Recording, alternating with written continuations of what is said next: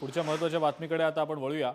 यवतमाळ जिल्ह्यामध्ये शिष्यवृत्तीच्या सराव परीक्षेत उच्च जातीचं नाव काय असा प्रश्न विचारण्यात आल्यानं मोठं वादळ आता उठलेलं आहे। संबंधित संस्थेवर कारवाई करण्याची मागणी होतीये। पालक आणि शिक्षक वर्गातनं तीव्र संताप व्यक्त केला जातोय।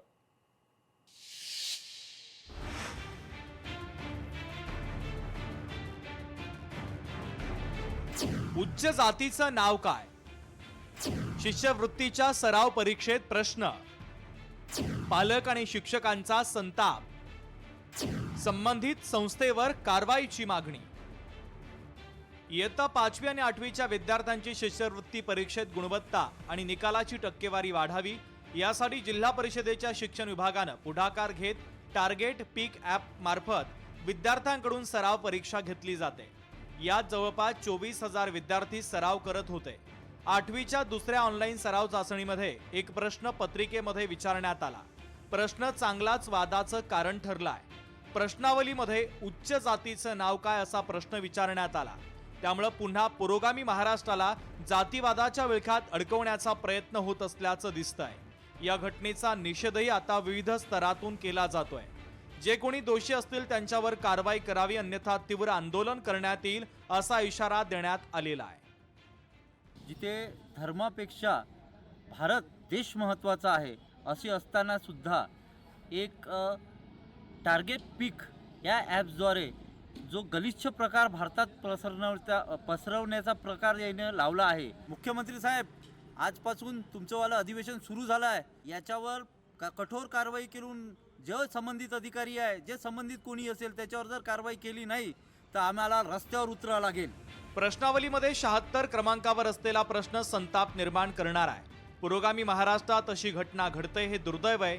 पेपर सेट करणाऱ्या संस्थेवर कारवाई करण्यात यावी, असे प्रश्न पुन्हा विचारण्यात येणार नाही याची खबरदारी घ्यावी, असं शिक्षक नेते पुंडलिक रेकलवार यांनी म्हटलेलं आहे। 76व्या क्रमांकाचा प्रश्न एक असा देण्यात आला की उच्च जातीचे नाव काय, आणि त्याच्यासाठी 4 पर्याय सुद्धा देण्यात आले होते: ब्राह्मण, क्षत्रिय, वैश्य आणि शूद्र। पुरोगामी महाराष्ट्रामध्ये अशा पद्धतीचा प्रश्न विचारून बालमनावर आपण कोणते संस्कार करणार आहोत? म्हणून माझी प्रशासनाला विनंती आहे की ज्या कंपनीने हा पेपर सेट केला असेल त्यांच्यावर आपण योग्य ती कारवाई केली पाहिजे। लहान मुलांच्या मनावर परिणाम करणारा प्रश्न आहे, त्यामुळे जातीवादाला खतपाणी घालण्याचा प्रयत्न होतोय असं दिसतं। असे प्रश्न पुन्हा विचारण्यात येऊ नये असं पालक सचिन गावंडे यांनी म्हटलेलं आहे। हा विषय झाल्यामुळे हा सगळ्या लहान मुलांच्या बुद्धीवरती हा परिणाम पडणार आहे। कारण यात एक असा प्रश्न विचारला गेला आहे की उच्च जातीचा हा अजिबातच योग्य नाही आहे। कारण ही जी प्रक्रिया आहे प्रामुख्याने म्हणजे आज केंद्रापासून जो जातीवाद फैलवला जातो तो आज महाराष्ट्रात कितपत म्हणजे फैलला गेला आहे, आणि त्यामधून आमचा यवतमाळ जिल्हासुद्धा सुटला नाही या जातीवादाला, आणि अशा कारणामुळे हा जातीवाद फैलत राहील म्हणून असे प्रश्न विचारणं योग्य नाही। चुकीच्या पद्धतीनं प्रश्न विचारण्यात आला। प्रश्नावली बनवणाऱ्या संस्थेला खुलासा मागवण्यात आला असून दोषी आढळले तर पुढची कारवाई केली जाईल असं जिल्हा परिषद मुख्य कार्यकारी अधिकारी मंदार पत्की यांनी सांगितलं आहे।